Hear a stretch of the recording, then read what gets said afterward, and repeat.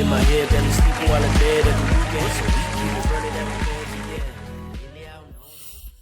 Hey everybody, welcome to Ron the World episode 5. I don't know. 4? I don't know. We're like 4. Early before 10, that's for sure. Before 10. Yeah, we got an amazing guest coming up tonight. Actually, Justin, you met him. Do you remember August? Yeah, and he came to our show in Toronto, right? When we were doing that tour. He sang in our show. Yeah, that's right. He did sing. Yeah, and he also was at our. Were you there when me, Jokoy, and Joey Gila opened up and Jabberwockies and actually yeah, Cuba. Joey had Cuba was there. Joey had to follow Jabberwockies. That was insane, dude. That was insane. He killed too. I think he killed harder than Jabberwockies. Honestly. I don't know about that, but dude, he killed. Well, he killed, but not Jabberwockies is a different level because everybody was standing when Jabberwockies was there. When they all sat down and laughed when Joey was on. This is when you have an entertainer like Jabberwockies, you kind of just jump. It's like a band, like your body just reacts different. He did kill in laughter, but when Jabberwockies was up, they're just like that's not laughter, but it's just I don't know what that is. I think it's the equivalent, maybe. Yeah, but I would rather follow laughter than that. Like that's insane. That was like fucking, the Coliseum. Yeah, that's true. Joey got his first. Yeah. Joey got he was so nervous. I was downstairs before he was up and he was praying to God. Did you see him? He was on his knees. No, I was actually watching from the crowd, like kind of in the back, like middle center. What, dude? People were just like laughing like this. I'm like, no joke, dude. They were like, dude, it was insane, man. I was looking around like, oh, they call it that Greek theater, man. That place is like insane. And I went up when there was nobody there. Yeah, I remember that during the day. It was like we had to flip for it too. We have to flip. Oh, for really? It. Me and Joey always flip for it. We've done these outdoor venues for big. We did Jasmine Trias. We did this. The Jabberwock. I mean what do you call it? Not Jabberwockies. Fucking what's that group called? Hubert? No. The headliners of the night. We opened for them. The fucking Black Eyed Peas. Black Eyed Peas. Yeah. Black Eyed Peas. Yeah. I can't. I totally fucking miss them. But it was Apple and Taboo was there. Yeah, we flip a coin, and I would always go first. And I don't know if Joey has his fake coin, but every time I flip, I have to go up, and this is before the crowd gets there. I taught him how to flip that coin. That's right. It's magic. Yeah, you secretly want to destroy my career. I unsecretly want to destroy yours. You know that, but it's out in the open. What magic joke would you do? What magic thing would you do to follow the Jabberwockies? Because I wouldn't know what to do. Joey has a great act to follow. Joey's act was designed not to bomb anywhere except if there's under 4,000 people. Yeah. I mean, otherwise it's too big. It's too big for like an alt room. It's too big for 40 people. It's meant for a concert, so I seen him kill. Who is this? When there's 40 people in the crowd spread out in a fucking lawn. So he knows how to do that. Ronnie, your volume is really low. Oh, wait, who's Joey? Joey Gila. Oh, okay. He's another Filipino comedian. In terms of ranks, if Jokoy was first, and then would Rex be second, Justin? Now? Maybe throw out history, I guess. So throw out history?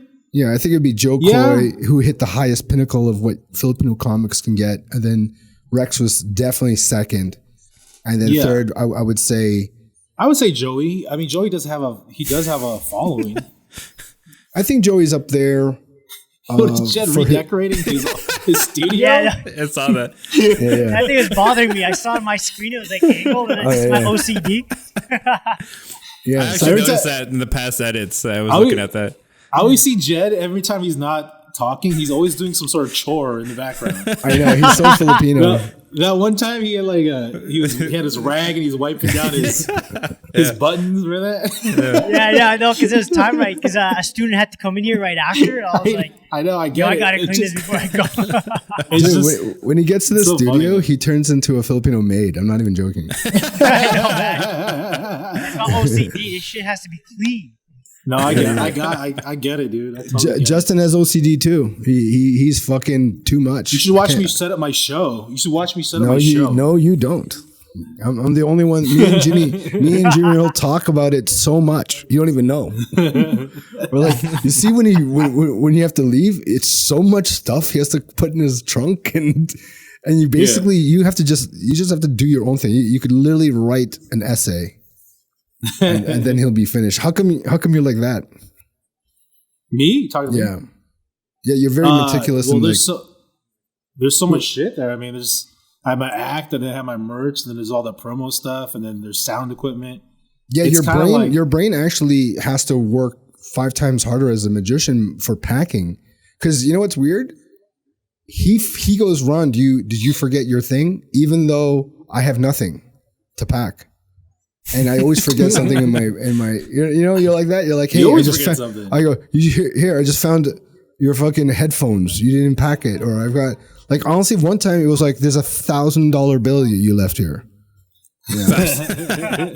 But Justin, have you ever been on stage during a show and then realized that the thing that you need inside the bag isn't there in the middle of a show? Yeah, that's happened before. This happened? Yeah, that's happened a few times.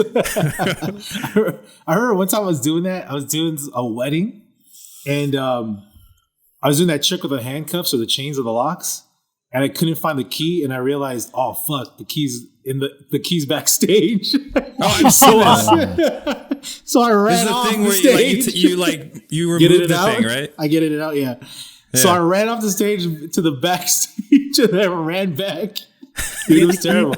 It was terrible, but it was funny at the same time. So I just kind of played it up like I just kind of like did my clown run. Yeah. Here's my favorite and worst show Justin did what I saw. So basically, Comedy Magic Club is one of the 5 meccas of clubs in LA. I'm gonna mute this part of the fucking. And Justin has been trying to get into this club for 15 years. So he's been coming with me to do Comedy Magic Club when I go up, right? Because I got passed 10 years ago because I'm good. And then we very easy too. Actually, I bombed in front of the booker in the Filipino comedy show. And then the second time he saw me was in Comedy Magic Club when we were opening for Russell. And he goes, "What happened? You got so good in 4 months." I go, "Really?" And he goes, "You bombed. You were so bad 4 months ago. Like, what did something click?" I go, "Yeah, I saw the comedy light." He's like, "I'm so happy you got there." But really, it was a bunch of titas that didn't understand what the fuck I was saying. I was gonna say, like, that's probably not the best place to showcase for a booker in a film. You know what I mean? Like, it's not the same Alex round. brought him to the worst show to showcase. That's what I mean. It's just like it's not a good showcase show, you know? Yeah, at least give me a Saturday night. It was a Thursday with 40 titas that just came from work. They had grocery bags. They put their grocery bags on the stage. 9 o'clock, 8 o'clock, Friday, Saturday show is like the best.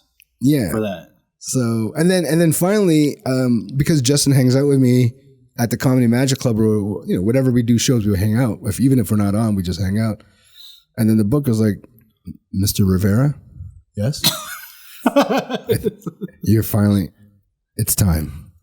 He's all send me an email. Was it an email? Can I fucking do my version? Like, my version's so much better than your boring version. No. So he comes. He comes in the door.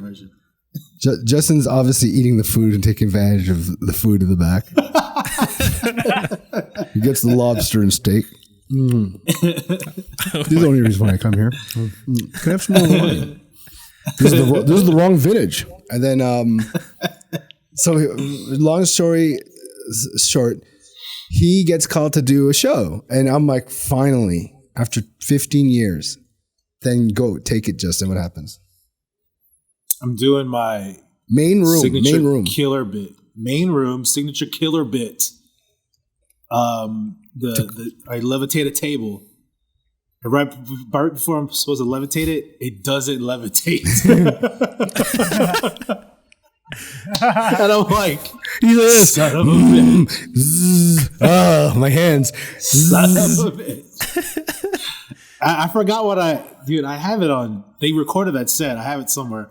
I forgot what I said or did, but then I just went into my next closer, like an actual trick, and then that was it. It was just total. It was just like you could see it on my face because they record it for the back of the room, and there's a live feed to the green room, and everyone's watching. This is the grand family. There's like so much buildup, and then nothing levitates, and you just see the fucking look on my face, like. Dude, I was watching from the side. You know all the comics on the side? Oh no, I wasn't there, but Dwayne was there. Yeah. No, I was there. I was there. I was doing the other room, and I came and saw it. So basically, when I saw him, it didn't work. All the comics that were watching on the side just ran away. They were like, "Oh my god!" And then Dwayne was like trying to make everything better, and he goes, "No, you at least fixed it at the end. Like you did another trick. Remember?" Yeah, I just went on to my next big closer. Who was there? Lachlan. Oh, Lachlan Patterson was there. He was trying to tell me he was just trying to help me out and make me feel better. But then Richard thankfully was like, "Hey man, it's all good. I get it. Yeah, don't worry about it. We'll book you again." I was like, I feel like shit. Then COVID happened. So COVID happened. So that's their only last memory of him. That's it.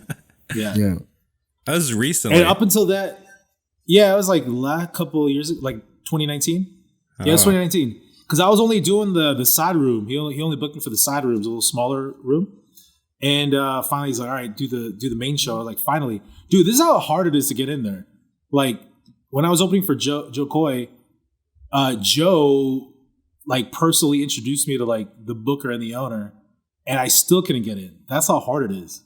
I know other guys who are vouched by Louis Anderson, the legend. Wow. Personally vouched for these guys in person, and they still couldn't get in until a couple years later. I don't believe I still don't believe I'm in. I've been doing it for 12 years now, since 2010. I swear I don't think I'm in. I just think they're just giving me shots 3 times a week. 3 times a week. I'm it's just because it's it's a lot of rich white surfer parents and kids. It's not LA. Who owned the club? The audience and the club owner. Oh, the demographic. It's Hermosa Beach. Yeah, it's Hermosa Beach. See. It's a lot of old rich white Republicans, honestly. Really? And so you kind of have you kind of have to cater your material to a more clean kind of corporate-y. I mean, but not like cruise ship type of comedy, but Seinfeld would kill. You just gotta be squeaky that's clean. his club That's too. the first thing he told me too. If you've seen a Comedian with Jerry Seinfeld, Ronnie, have you seen that? The documentary. The documentary. Documentary, yeah. Yeah. Wow, yeah. I'm actually impressed. I did not expect a 25-year-old to even watch that. Are you? So I watched that. I watched that. I watched all the shit. Okay, good. So there's a scene where Gary Shandling, Chris Rock, and Jerry Seinfeld are in a green room, and they're going through their notes. That's the Comedy Magic Club. Yeah. Oh, I see. It's fucking legendary. Yeah. I mean, this is the club that everyone practices their late night set because it has to be tight and precise, and they have to go by the notes, the clean. They get notes back. They tweak their set of what they can and can't say. Change this word, change that word because it's network TV. There's sponsors, there's a lot of money involved. So that's the room where they practice a clean, tight set. I mean, Leno's there every Sunday. That's how big this club is. Yeah. It's a great club. The Green Home have their own personal menu and chef dedicated for the comedians. So there's there's a dessert menu and an actual entree menu. The food's unbelievable. People just go there, get booked. You get $50, and you could get a dinner that's worth $50. And people just take it and bring it home. So you save money on food, like a dinner. You don't bother cooking, man, because you can just get dessert, appetizers, and an entree for free. I give them a tip of $10, but really I'm leaving with $40 worth of food. Yeah, damn. And plus, I used to go to Ron all the time because Ron gets comps for the food. Well, every comic that plays there regularly can bring their friends in. So I bring you, I bring Dan Ramos. I brought a lot, and then we stopped being friends. And he just stopped being my friend last night. Welcome. Well, this is the thing. This guy was a friend of mine in Montreal and Toronto, and I really did love him like a brother. So me and Justin would always hook him up with paid gigs. I'd bring him a comedy manager club. Dude, I put him on so many shows he was not supposed to be on, and he would do awful, right? And he's more of like a sketch comedian / alt comedian. So a lot of the stuff that he would do was not for an alt room, so it wouldn't work. And not because he really sucks. He just doesn't know how to transition material to different rooms. He thinks that everything is the same. And a lot of comics that stay in one city think that. Until they travel, they don't understand there's like 5 or 10 different types of rooms. That's not clear to everybody. I could walk in a room and I could go, okay, that's a corporate room. Why? Because they're older people, there's money. If they're older and poor, not a corporate room, more racist. This is really... When I go to Florida, man, I go, oh, there's old people. Are they corporate or racist? Okay, they're corporate because they're rich. Yeah. They're racist, but it's hidden. Now, the ones that are poor, that's more motorcyclically, they're straight up old racists. It's Trump followers compared to Republicans. It really is. And then I go to another room where it's young people that are ethnic or young people that are non-ethnic or young people. I understand what I can do there. With Dan, he doesn't play enough to know the difference. So he just does what he does, and it doesn't work in certain type of rooms. So after so I would give him a lot of time, and I'd pay for his meals because he always does this scam where he goes, "Hey, do you want to go eat?" Yeah, and then after I go home, he goes, "Oh man, I don't have any money." I'm like, "Then why'd you ask to eat?" And then I'd pay for his meal. And the next day I'd be like, "Yo, what happened to the $20?" And he would do this. Don't worry about it. I go, "No, that's what I'm supposed to say." You don't say don't worry about it. He's good at gaslighting. Yeah, total gaslight. And I was like, he's a gaslighter for sure, dude. Yeah, and I don't mind speaking about this because he's no longer my friend, and this is what he did. He probably owes me over $100, and I have it on tape. Don't know I have it on tape. Yeah, I was just about to say earlier. It's on Ron's Instagram. Yeah, where and he's calling out Dan at the table. They're eating. He's saying exactly what Ron's saying. Why'd you invite me if you knew you had no money? Yeah. And then when I asked you the next day, he goes, "No, man, don't worry about it." I'm like, "No, that's what I'm supposed to fucking say, dude. You can't. You don't tell me don't worry about what you owe me." Yeah, so he's a scammer. Like his girlfriend tried to leave him so many times, but she has no self-esteem, so that's why she stays. But this is what she goes. Surely she tried. It's kind of true. It's kind of true, though. It's kind of true. She tried to leave him, and she goes. She's yelling at him. She's like, "You don't have any money. We've been down here for 3 years living together. I pay for the rent. I pay for everything.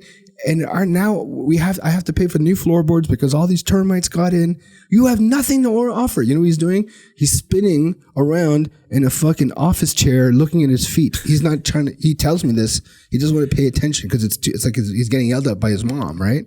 It's like a kid. And after, he's a kid. Yeah, he is a kid. He is a kid. He looks like a kid. And then she goes, "I don't even know who I am anymore. I'm trying to find myself." And he takes out a mirror and he goes, "You just found yourself." Oh my God. Are you serious? He said, "You just found yourself. You don't have to look no more. We're here." And then she goes, "Get out." And then that's where he called me on the streets homeless. And then she finally took him back. So I'm just like, and then finally he gets a show that's an all Filipino show. He invites all of our friends to do it. And then Kevin Kamia goes, "Hey man, we're doing this whole Filipino show with this fucking Barracuda. Was it Barracuda?" And I'm like, "Yeah, he wouldn't put me on, man." Barracuda? Oh yeah, I thought it was Barracuda. And then I sent him all these messages, right, Justin? I sent all these messages going, "Dude, I hooked you up so many times. You can't give me 4 minutes. I'll do 2 minutes. I just want to be able to hang out with my friends and just go up with them." Never gets me back till the show. And then finally after the show, he gives me a giant fucking calendar that's all filled up until June. It's February. His next available spot for me is in June. I see all my friends on it that are not even Filipino. And I'm like, dude. Yeah. And then after that, he never got back to me. And then Justin goes, dude, man, that was fucked up. He's kind of pissed at you. And here's the stupid part. I have two Facebooks, one Ron Josol, one Ron Josol. So I left the group as Ron Josol, but he totally forgot Ron Josol's still there. So he goes, ha, ha, ha, ha. He was laughing at the fact that he goes, I didn't even do anything. And Justin goes, that's the problem. And he goes, ha, ha, ha, ha. Like the longest ha, ha, ha. I'm like, you're happy that you didn't put me on? And I just canceled him from I ghosted him basically. Yeah, I mean, it's like, yeah, he was like, I didn't even say anything. I was like, yeah, well, that's the fucking problem. You didn't fucking get back to him. At least get back to him after all, everything he's done for you. At least say, I mean, okay, if Ron couldn't get on, just say no then, then just say no, man, and I'll be fine with it. It's better than not getting back to Ron, you know what I mean? But also booking me till June, that's kind of stupid. Like, come on. I mean, every club in California, or at least all the major clubs, I'll be able to play at least once a month or whatever. And then so I was just pretty shocked about that. And then Justin had this thing with him just recently before Rigo August gets here. Is he here yet? No, I think we should actually have to wrap it up because. Okay, let's wrap it up. We'll tell the story another time. Yeah. All right, that's a good segue right there. All right. Cool. So how do we get to end this with Jed or no? Why don't you just say who is coming up? All right. So our guest this evening is an old friend of mine that I've met before 2000s. It's August Rigo, and he's a Filipino songwriter / artist that plays instruments, and he's an incredible singer that got signed to Sony, and he moved to LA from then. So I haven't seen him since we did that Filipino comedy show with Rem in Toronto, where he opened as a singer and closed it. So this is it should be a little bit of a reunion for us. And cool. Here he is, but he's not here.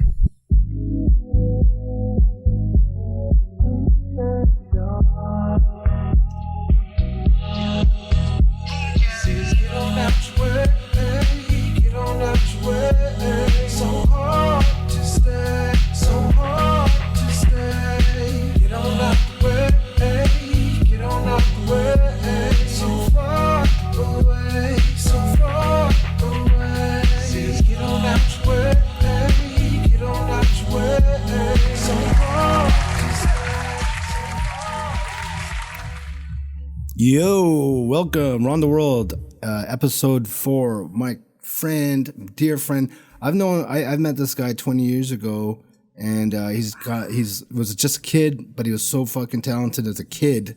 He got picked up by different labels and living in LA.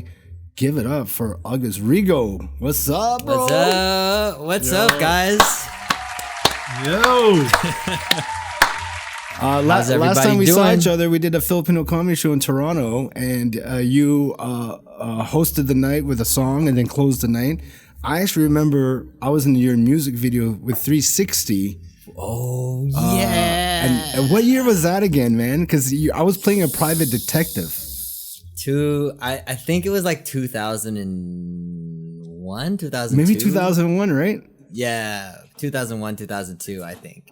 Yeah, dude. Yeah, like we just turned like legal here, 21 here, right? Or some I don't know. Yeah, it was a long time ago. And then I remember we would do these shows for the Filipino community. Right. Like just donation shows. We had 150 people, 200 people. And so I would do some comedy, and then Rigo comes in and busses fucking Maxwell, This Woman's Work. And everybody's like, he can't pull it off. Is he crazy? What is he doing? and then boom, you pulled it off, and everybody's like, Oh yeah, that was my song, man. That was my song. You know, I had that one in the pocket. People didn't. dude, that's all fucking. What's the word when you hit the high notes? It's all falsetto. Falsetto, right? Yeah. How the fuck? So is Maxwell really that? Is he really good? Like, is he? What do you feel about? Maxwell's amazing, man. What makes him great? Like, I don't know, you know. I mean, he's just got a great voice, a great texture, great control. You know, he also has like a good like bottom end of his. He has nice bottom as well, but yeah, because when you hear the music video of this woman's work, he hits the bottom, right? And it sounds like a really cool black dude. Yeah, like it's like that old rough voice almost. Yeah, and then he hits the stuff that he sounds like a girl, you know. So he's just got range. He's got range, and you know he was part of that like early mid 90s like surgence of neo soul era. Yeah, that neo soul. You know, D'Angelo, Music Soul Child, Erykah Badu, Jill Scott, that whole thing. That's kind of the music that raised us, you know. Well, that was the Filipinos' time for music kids. I mean, the bands, like all the group bands, and like, dude, Aura, you guys, 360, Kuya, like Kuya. What was the Kuya was a generation before, man. That's right. Like, yeah, I was looking up to Kuya by then. Like, oh, really? Yeah, I remember meeting or seeing them singing for the Dream Warriors that Float On song. Yup. Remember that? Yup. They were the first. I wanted to be Johan, man. I wanted to be Johan so badly. Where does a Big Norm's group fall into that category? Yeah, they were around the same time. Norm, they were called Kamikaze. Big Norm? Of course, man. No, but he's back talented, then, man. He's talented. Yo, back then it wasn't Norm. It was his name was Shaolin because this guy looked like a fucking monk. Shaolin. He used to wear those. You remember when it was fire to wear the women's pantyhose as a do-rag? Oh yeah. Yo, you would never see him without that. He was Filipino Cisco, man. Yeah, he was tight. Yo, Norm was sick, man. That group was dope too, man. We was always in the same like venue, same shows, cafe, Super Skills. Was Mikey Bustos part of that group? No, Mikey Bustos was in a group. I forget what they were. It's Cadence or something like that. They were like a year younger, maybe 2 or 3 years younger than us. Mm. So he was on that TV show, Canadian Idol. Yeah, he was on Canadian Idol. That's how I knew about him. Norm was on Much Music VJ Search. Remember Norm was on Much Music VJ Search? He was wearing the kamasin, the whole thing. The Bruce Lee Sando, right? And then oh yeah, he was in it, man. He was in it all the way. And at that time, why was there is there still so many Filipino band boys? I mean, you would know more than me, but why was that era a special era for band boys and not now? Well, for us, we got together during the school strike, so that was like a work whole to thing. Rule, work to rule. So we had nothing to do, and we were always singing together. So we ended up forming during that time. But I think that was the wave, you know, like we were following the wave of what was happening in music, and there were so many R&B groups. You know, there was Jodeci, there was Boyz II Men, Shy, H-Town. Drew Hill came right after, and it was Jodeci. Like, you know, it was what we were seeing in the music scene, and to be honest, it was so fun to sing with your friends, you know. Yeah. So I think part of it was the time, and part of it was, you know, that was the thing that was what was happening and it was something that Filipinos gravitated to because we're naturally into ballads and romance. It's weird. You know what? Facts. I'll say this: it was an evolution of things because before the singing group, like R&B pop singing group happened, there was the rage in acapella groups. You know, like going good night, sweet, like all that type of doo-wop stuff. So that's what the groups were doing before, and then I guess our generation kind of took it into like a little more of the mainstream. Yeah, like the Temptations and the Four Tops. Exactly. Which groups were the biggest? Like, if you had to say who was the biggest Filipino boy band at the time, the top 5, like, because including the U.S. too, obviously, like, who was the top? At the time. Society. I think Kai. I think Kai was I was gonna say Kai. In my opinion, I think Kai was the top because I think they were even at the time they even sold 1 million records in California alone. I'm pretty sure. Yeah, it was Kai for sure. Yeah, Kai was huge. Kai was pretty big. I remember seeing one of the members on BET. Yeah, Kai was pretty big. Stuff. Now, do you think it was kind of like the talent, or was it the promotions, the look, or the whole package? Like, what made them better? I mean, they were good. Like they were good. They had a good blend of that R&B styling, and then they also had that love song aspect of things that especially the Filipino community would like really gravitate to. Also, I think what attributed to their success is that the West Coast has a population of Filipinos that are that could digest that music. We didn't have that many here in Toronto, but on the West Coast, the Filipino population is much bigger, right? So there's a lot especially more, in California, right? So there's a lot of consumption out there as well. Was Pinay big too? Most Jollibees in California. Jollibees? That's true too. Yeah, the most Jollibees in the States are in California, so that's how you know. That's how you know. They're all over there. There's a lot of Filipinos. Hey, you know what's fucked up about Jollibee though? They're starting to run commercials here for Jollibee, and there's no fucking Filipinos in the commercials. I saw at that. all. I saw that. At all. It's a white guy, Filipinos. a black girl, and it's a white guy ordering chicken. I'm not even joking. Watch the commercial. It's online. You know what it is? It's because they're like, these Filipinos, they're gonna come eat our food without the ads. We need the other people to come through. We need that other people to come through. That's a good point. Yeah. But what if you saw a commercial with for PF Chang's, and there was like a Chinese guy, or serving the food? You know what I mean? I wouldn't go. I wouldn't go. True.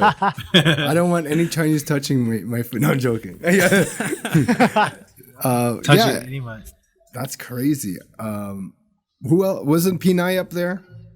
Yeah, Pinay was pretty big. I wasn't too familiar with them, but you know who was really big? Like Aura kind of almost got to the mainstream because I don't know if you guys kind of saw it. Well, I saw it because I was dating one of the girls there at the time. But after they kind of had their success here in Canada, they kind of hit the limit here. They did Much Music. They were on mainstream radio. And then what happened was they got signed by Teddy Riley, and they moved to Virginia, and Teddy Riley was doing a whole album with them. Wow, this is an early 2000s, late 80s. Yeah, early 2000s, like 2003, 2004, I think. It just didn't work out. But they definitely had the opportunity to break. And I remember you guys were doing shows together because I would do stuff. We did a show called the Filipino Show, in Chinatown.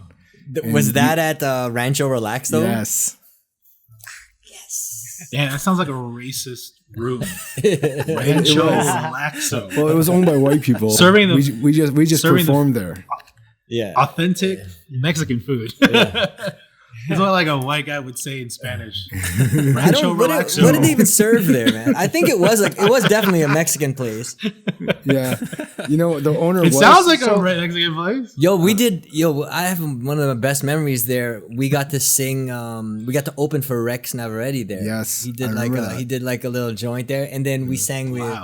We sang with, and this was a super highlight of mine too. We got to sing with Kuya there.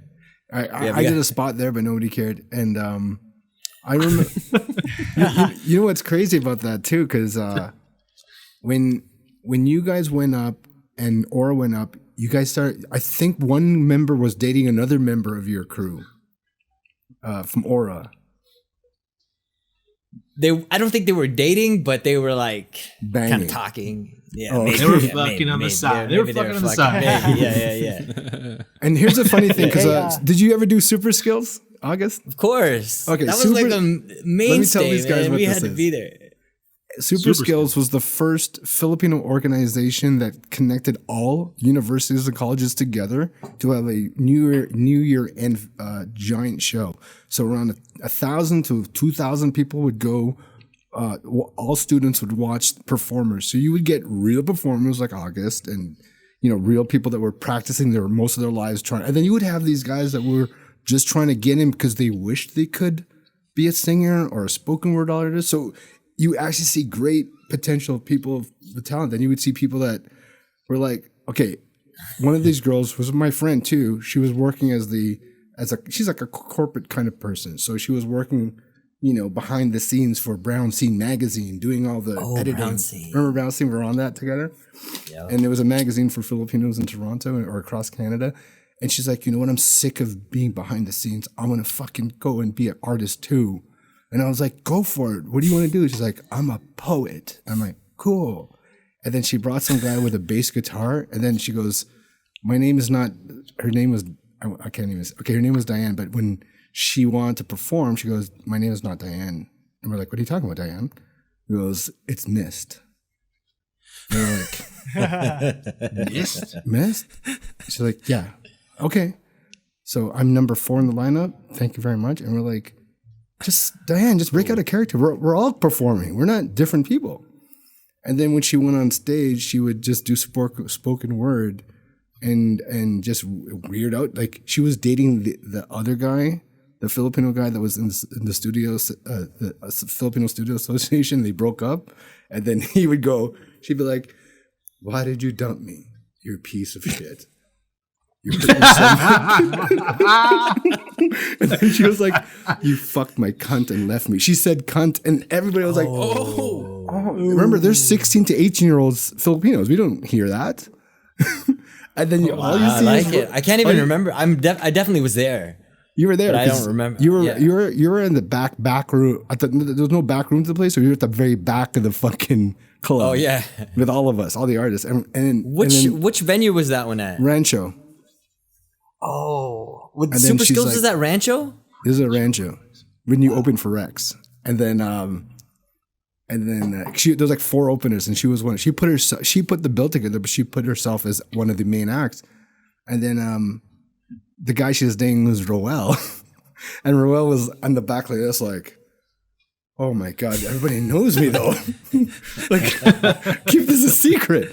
You fucked my cunt with your small dick. Remember that? Oh, man. Dude, she fucking called him out. I'm trying to remember because I want to laugh so hard. I feel because if I go back to my mid-20s self, I'm sure we were fucking dying. Dude, back there. We were laughing so hard. And I don't remember you laughing at all because you were in your zone, but I remember me, Romeo, everybody was like, what is she saying about Roel's dick? It was crazy. But those are the fun times you had when you saw so many Filipinos really into performing because it's naturally in our blood. It's a weird thing. We have a natural Filipino performer blood. Even if the ones are not good or not, the cool thing about Super Skills was it was like a gong show at times. It was great or bad, Yeah, for sure. Yeah. It's the karaoke. I blame it on the karaoke. 100%. It's the karaoke, man. At a young age, you're like kind of thrown up there. Oh, come on, sing. Sing for, they'll throw money. Even before karaoke, I was doing this thing called -1. Yeah, exactly. -1, The -1. That's what Diane said about his dick. It was -1 inches. Oh, listen, man. It was inside of him. Negative dick. But see?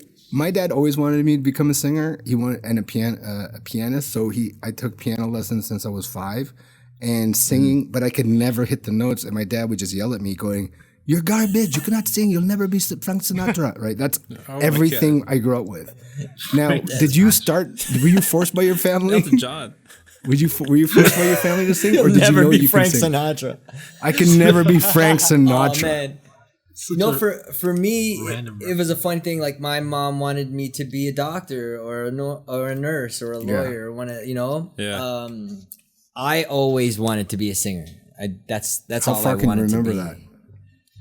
that? 4 years old, man. Are you kidding 4 or 5 me? years old. Yeah, I was You watching. You don't even know what singing is back then, or you I know saw it?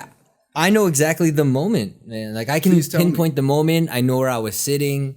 I was in my grandmother's house. Well, it was our house. We were living in the basement, I think. But I was in the living room, and they popped the tape in, Motown 85. I watched Stevie Wonder. I watched I watched Smokey Robinson. And then this fucking dude comes on and moonwalks across the stage, and I lost my shit, bro. When I saw Billie Jean, that was the, like, ever since then, I have been a starving artist, so to speak. You know what? Mine was Eddie Murphy at 8. Justin, who's yours for Magic?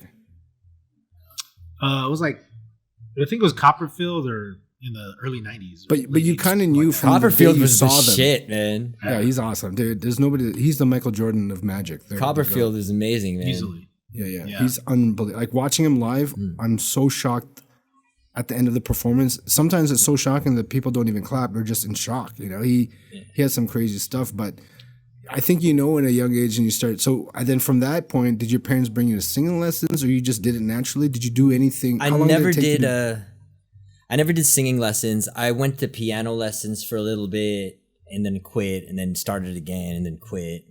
I would always cheat piano because I could play things by ear. So I would kind of tell my piano teacher, "Hey, can you play that for me so I can hear it?" And then I would just be like, "Cool, yeah, play it." But it's easier to transition from a musician to a singer because you always kind of have to be in tune and like hear the notes. And your voice is also an instrument, so you're always singing notes, singing rhythms. Right, but I'm more I'm more of a singer than anything. Well, growing up, I was more of just like a singer. Like, I wasn't really great at piano. I was okay. I could play a little guitar and I had rhythm, but I was more of a singer. Who did you look up to growing up as an artist? Michael Jackson, Stevie Wonder, Mariah Carey. So I have this question. I know a lot of singers here in Vancouver are Filipino. One of their favorite movies is Sister Act 2, Back in the Habit. Was that one of your favorite movies? Yeah. That's some good songs. Wow. Ryan Toby's a fucking G, man. Ryan Toby is so when crazy. He hit that falsetto with that happy when day? Jesus. Yeah, I know. I used to sit there and be like, rewind. Okay, do it again. I'd never hit that note.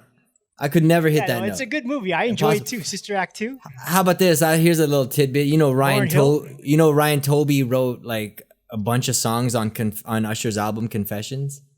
Really? Oh, that was him. I didn't know that. Because he was part of City High. He wrote Caught Up. Caught Up, got me feeling it. Oh. Caught Up. Yeah, I remember that song. He wroed a bunch of shit on there. And how did you? Because I remember when I saw Lauryn Hill, and then she became a Fuji, and I was like, "Wait a minute, wasn't that Sister Act chick?" Yeah.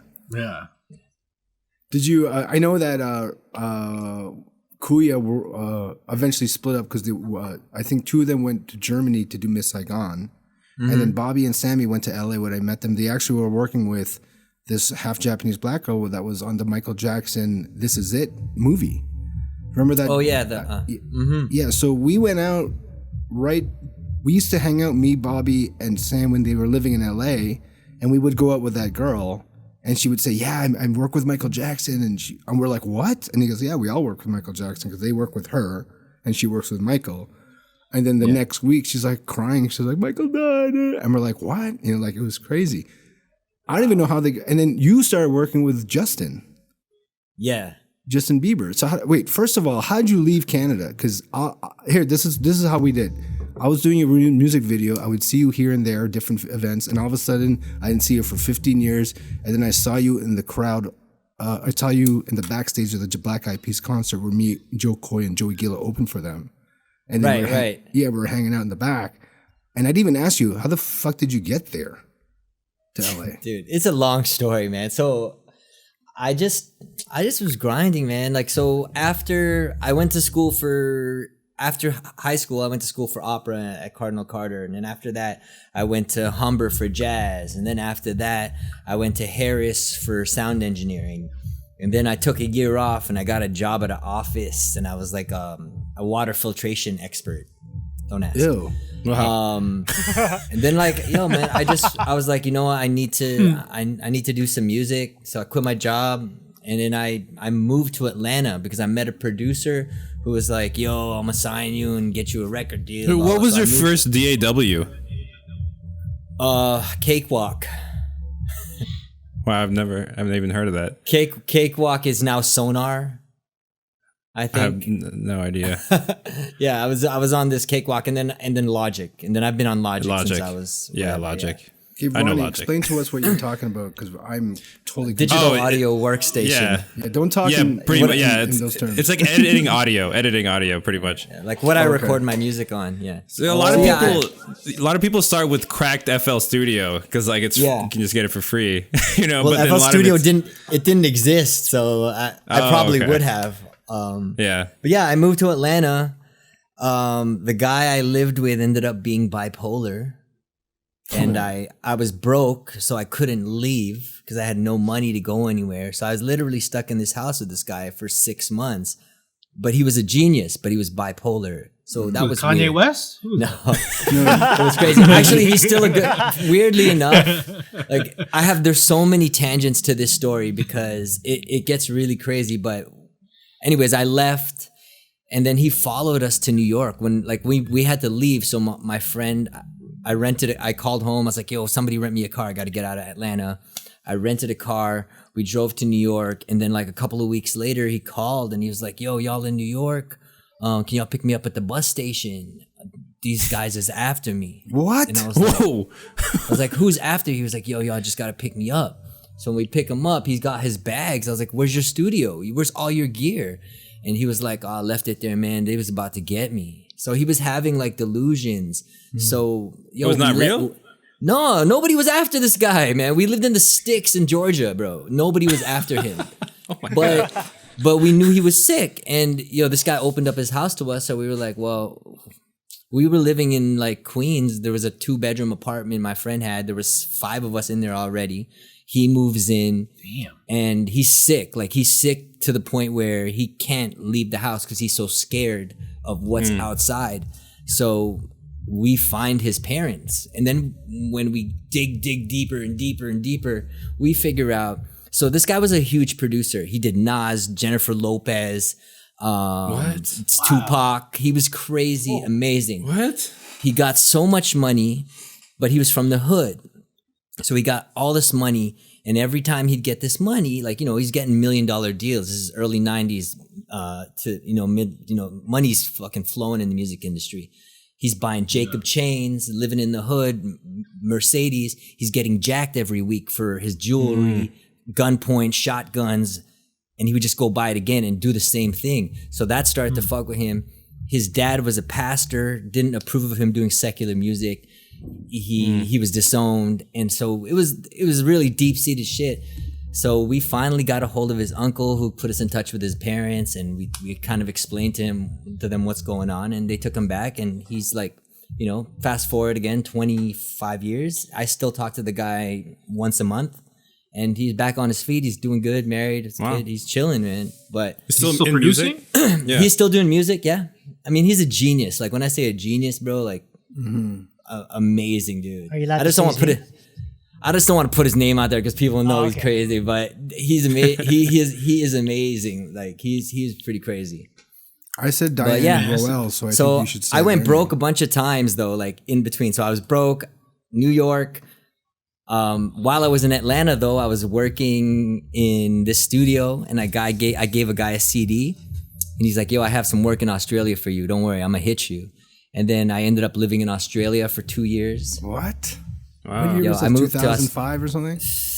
Yeah, 2005. Yeah, I think I saw you there. I moved there for like 3 weeks. I went there for 3 weeks, and then I met a girl at the club, and I moved in with her. Wow, Sydney, 2 right? years. Damn. Yeah, Sydney. Man, that's the That will do it to you. dream, dude. Yeah, man. And then white girl? No, she was actually Filipino. Wow. I There's was a lot Filipino, there. Okay, that's not the Filipino dream. With the Australian accent, though. Yeah, dude. I know how to pick them, bro. But yeah, it was cool. But in between this time, so my friend actually put me on his buddy pass for Qantas, so I could fly home or fly to the States for like $300 to stand by. Damn. But it was cool.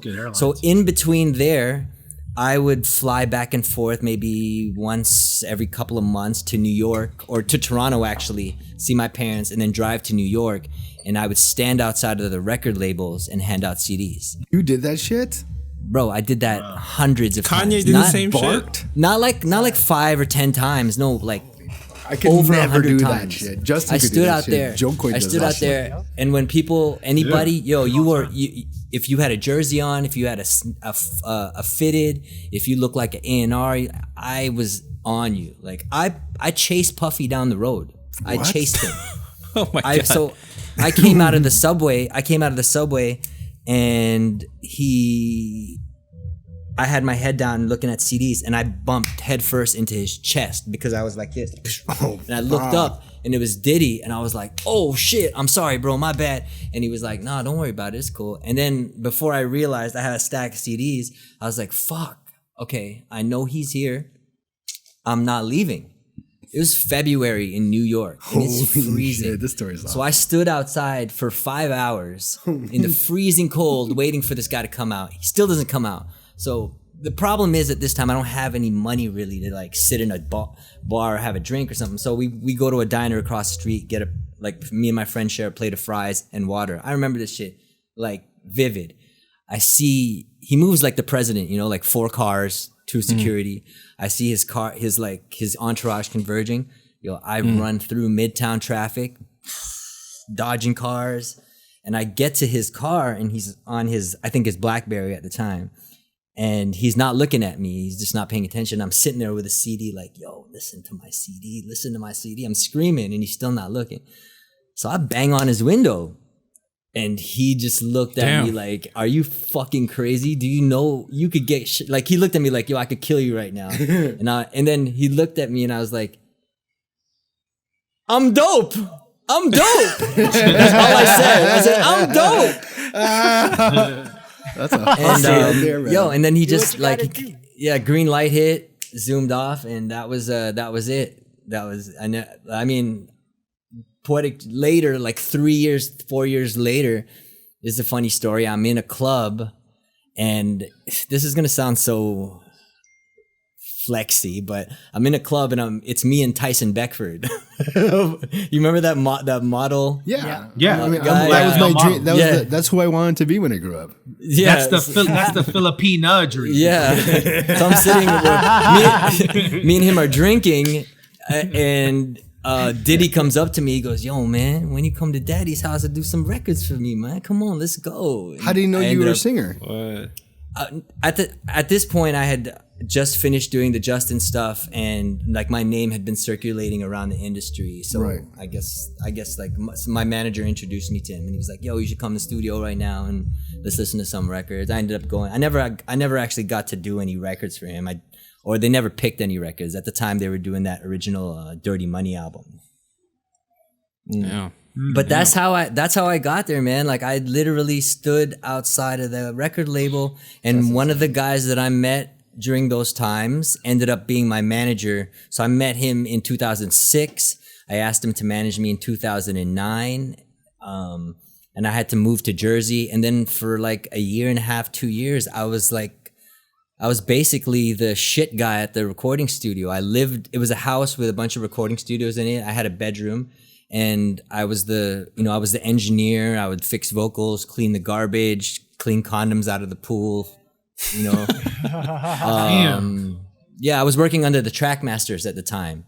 So, nice. So I did that for 2 years. I had like a mental breakdown, and I screamed at everybody, and I moved back home again.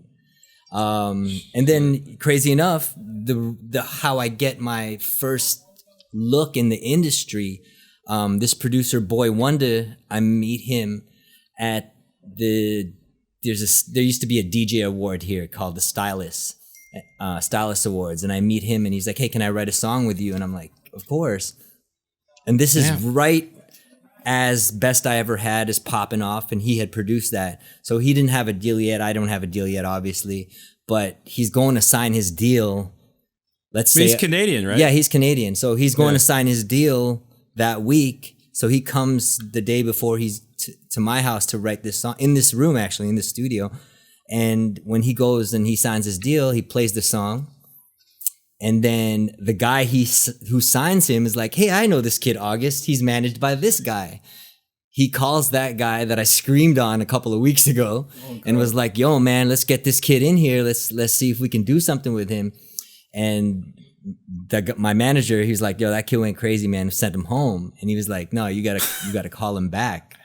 So that's how I got in. Like, that's how I got in. It still took from then, because I went into the office, played songs, and they were like, yeah, he doesn't have anything on the go yet, though. So maybe you get him really going and we'll see what we can do. But between that time of them not signing me and then them signing me that year, I had hustled so much, and I had that manager who was taking me to different producers. By that time, I had like 3 Justin Bieber cuts, a Music Soul Child record on the go, and then what did I have? Ayaz. I did an Ayaz record. So by the time that 1 year span came, I had placements in, like, already locked in. So yeah, it took a while though. It took a long while of like just sheer like just believing in yourself, you know, because the weird thing was I had opportunities. Like I would get chances to go meet presidents through sitting outside of 1755 Broadway. I had opportunities because my CD would float around the office because I handed it out to so many people that people would end up just, oh fuck, let's listen to the kid, and then it would go up the chain. So I was in the room with the president of Motown because she had asked to meet me. Wow. And when she met me, she asked who the artist was, and they were like, August. And she pretended I didn't exist anymore when she found out the way I looked. So, and that happened throughout my career a bunch of times. Is it a racist thing, you think? Like Asians really I don't want to say racist, but at the time, like, yo, what do you do with an Asian kid that wants to sing R&B? Yeah. You know, like, they don't know what to do. They want to put you in a box, like, and it happened even when I had, like, it happened all the way up till like L.A. Reid, after I did the Justin Bieber stuff, L.A. Reid signed me to Def Jam as an artist. And LA was cool. LA was down for me to do whatever music I wanted to do. But the people around me were very like, oh, you can't do this type of music. It's too urban, too black. Oh, don't do that. That's too white. That's too pop. And then, you know, I had like a serious identity crisis with like, what type of music am I supposed to do? I always wanted to just do R&B, you know? I grew up wanting to be KC, and I wanted to be Cisco. You know, I was doing Jodeci, Drew Hill covers all my life.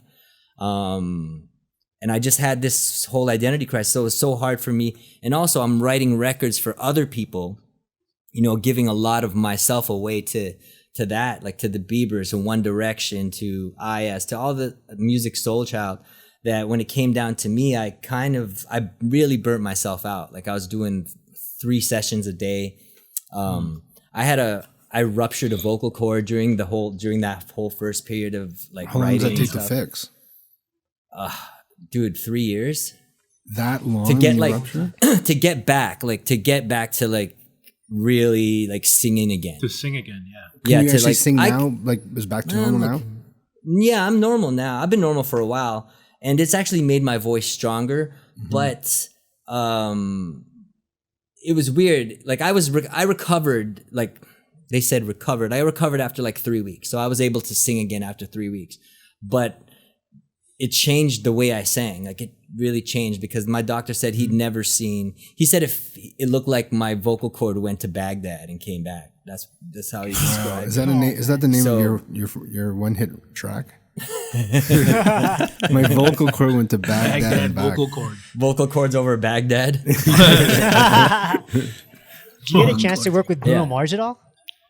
You know what? I never had a chance to work with Bruno, but he was actually the first person I met in LA in 2010. Wow. So I was outside having a cigarette at the studio. I was working at the time with the Underdogs, and this dude comes out, and the funny thing is he wasn't the Bruno Mars that we know now. He was a little chubbier, still had like the curly hair. He kind of had like a mullet curly hair thing. So he looked like Ronnie.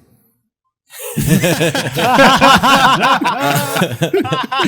of. Sort of. Yeah, browner version. Yeah, it was. So he comes out, but you could tell he had this star quality about him. He was dancing, he was singing, and then he was working with the stereotypes, and then these 3 other dudes pull up to the studio, and it was Far East movement. So when they pull up, and there's a couple of Asian people, and I'm kind of by myself, and I'm like the only other Asian guy. They're like, "Hey man, what's up? What are you doing here?" So we all kind of talk, and they were actually writing the record Rocketeer at the time. Wow. Yeah, and then fucking 6 months later, they both those guys. Bruno had Nothing on You go #1. Far East Movement had G6 go #1. So, and then we've run into each other a couple of times over the last few years. The last time I saw Bruno, we were in Japan. He let us come watch a show. It's awesome, man. Beast. Yeah. What do you think of the K-pop craze? Like, do you think that's something that will stay? The K-pop thing is gonna stay, man, because it's like it's a throwback to the Lou Pearlman pop, the Backstreet Boys, the NSYNC type, the organized pop.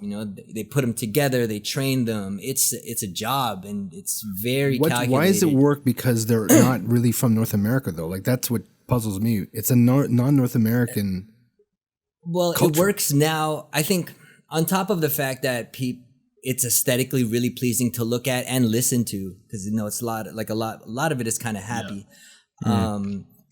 To be honest, there's a huge Asian population in the world, and because of the advent of, because now the internet is cracking, and it's not really music isn't a regional thing anymore. Things get popping in the Bay, that's just popping everywhere. Shit gets popping in Korea, that's just popping everywhere. Because the internet allows it to be. Yeah. Also, Korea has made a very concerted effort into putting money into their entertainment industry. They fund that shit. So they're spending a lot of money to get a lot of eyes on it, and a lot of money to make it look like $1 million. I mean, those guys out there, they're still spending. We're not spending millions of dollars on videos anymore on these in the States. Not all the major artists. Maybe the big people like Beyonce and Bruno and them. But these guys are spending money, and it's definitely gonna stay. Sorry, they're also gravitating to more Western music. They're when I get the references for when I first started going to Korea to do K-pop, it was very K-pop. This is what Korea likes. This is what we need for here. Now it's like, yo, can you give us something like Chris Brown? Can you give us something like The Weeknd? Ed Sheeran. R&B. Yeah, so they're really taking from a lot of Western influences. And why is Toronto a really hot spot now for beats and producers and rap? And, is that why you're back in Toronto? Because there's more work there now? Because LA has some kind of weird, because I left LA because there's no work there right now. They all came up to Canada for comedy. No, and I'm back here. We were supposed to move back to LA. I had a baby. Congratulations.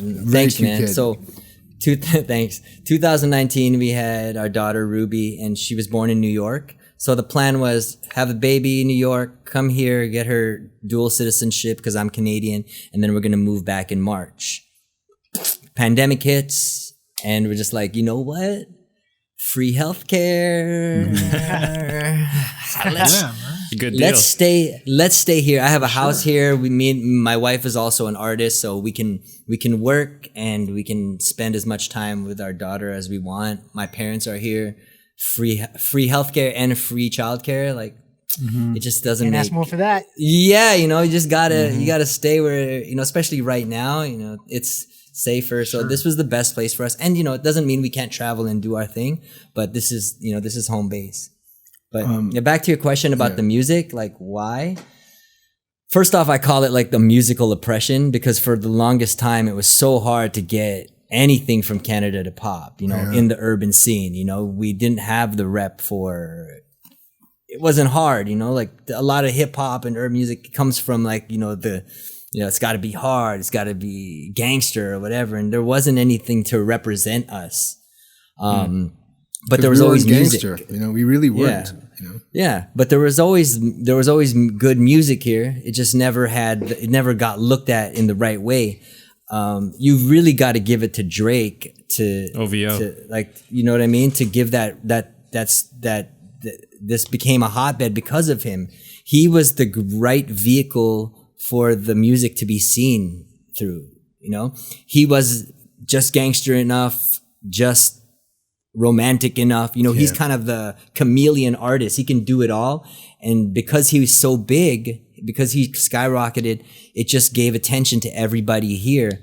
And here there was a sound. There was a sonic that was coming out of here, and Drake was the big part of that. And you know, the rest is history. Who are the top artists? I remember the old school hip hop guys like Choclair, Socrates, Cardinal Official. That was some good music. Socks is still fire. You know, all those guys are amazing. Cardi's fire, man. Cardi is the original. I thought he was going to blow up. I thought he was going to be like the Drake because he was in late night shows, but nothing happened really in the States.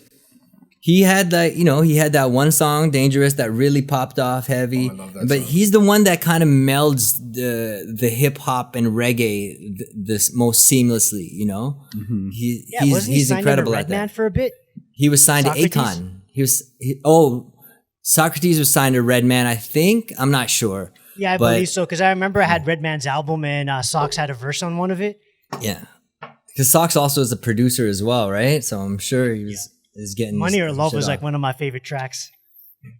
They just had a vibe, man. Who are the guys we should look up for now besides you? But like, who's in Toronto now that's after? Okay, there's Drake, Weeknd. Who else is there now?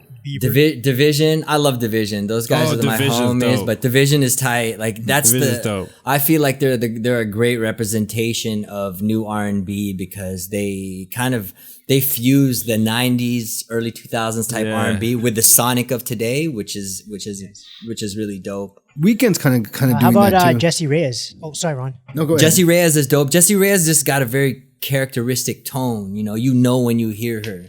You know, so you can kind of her voice is so distinct. you can kind of pick her out of a crowd of voices. She's good, and she has got a great story. And I mean, she writes great songs. How about Ram Riddles? I'm not too familiar with Ram Riddles. I hear a lot of noise about him, but I'm just not familiar with his stuff. He's crazy. Is he good? I mean, he wrote that one song, "Sweeter Man," for Drake. But is that him? Yeah, it was him. I heard that song a long time ago. I heard that song like I don't know, like maybe like a few years ago. But that dude's a whole character. Like he's so weird. I don't know. Because like I heard about him a long time ago. I thought he was gonna blow up. But you know, you don't know. You know. What's Still next time? for you? Still time. Yeah. Next for me, I'm working on an album. Well, I have an album in the cut done already. So I'm kind of waiting for the right time. I'm not waiting for the right time. Everybody's waiting in COVID right now. We're really hiding until it's over. Yeah, but I'm putting together a lot of the assets for everything, like, you know, music videos, content, live, not live stuff, but live performances, pre-tape performances and things of that nature. And then I'm just writing. Like I'm also doing my wife's album as well. So we're working on that. And I'm just writing. I'm writing for other artists. I'm doing the same, more of the same things I'm doing, just trying to be creative. I've got also I've got a band, it's kind of a classic rock meets R&B type album. It's pretty sick, man. It's Plug their name it's a little psychedelic. People can all watch the band's called The Egos. Nice. And that you already have an album of that they can check out online? No, it's not. It's totally all new stuff that's still in the laptop. Some stuff's not even balanced yet. This is a part of the segment where we ask you random questions. It may not have anything to do with what you do or may. So this is okay. I'll go first. What's your top 3 favorite foods? Top 3 favorite foods. Lobster, like the Chinese style. Though, I love like the Chinese fried style. ginger, green onion. Yeah. 1. That's so specific. I love that shit. Swato at night after a club at fucking Spadina, bro. No, fucking, that's the shit, man. But there's a specific place I like to go for that. Tell me, because I'm going to Toronto. Wasing on Baldwin. Yeah, I know where that is. Baldwin and Spadina. Yeah. That's Wasing? the one. That's the spot. Yellow sign. Watching is a Chinese gang over here. Oh, really? Interesting. Yeah, I was like, wait, what'd you say? Yeah, Wasing. Yeah, that's the spot for it here, though. Wasing. It's a lobster spot here. Here's my second question. And you don't have to do it. Can you just do the first 2 seconds of this woman's work? I really love it. Dude, this is Ron's. I gotta look up this video. You don't have to. You don't have to. I was just joking. Freaking out about Maxwell's This Woman's Worth. Pray God you will call, and I'll stand outside. This woman's worth. This woman's worth. Ooh, it's hard on man. What? Oh my I haven't sang that in God. years, bro. Dude, that was insane on fucking stream program. Wow. Unreal. Dude, I haven't sang that song in so long. Thank you so much, song, man. Insane. I got a quick side story about that. Dude, I was in a clubhouse room. It was a karaoke room on Clubhouse. And this white guy was up next. He's like, so what are you going to sing? A Woman's Worth by Maxwell. And we're like, this guy's going to sing Woman's Worth? Because he obviously sounds like this nerdy white guy, right? We're like, all right. So he starts singing it, and it's fucking terrible, right? Terrible. And they cut him off after, they're just being nice, and they cut him off after like 15 seconds. And the moderator goes, wow, that was very brave. Very brave. And, bro, they were just trying to be so nice because it's like an uplifting karaoke room. But they had legit people on there, like real legit LA starving musicians, singer, artists, guitars and everything, like legit singers. And this guy comes on thinking he could sing. I was like, dude, this is a hard song. How's this guy going to sing? He didn't sing. It was terrible. Man, he was brave. Yeah. He was brave like Diane doing poetry. Any other questions, guys? Any other questions before we do this game? I got a quick question. Yeah, go, Justin. Oh, when you were in Australia, did you work with Guy Sebastian, the Filipino?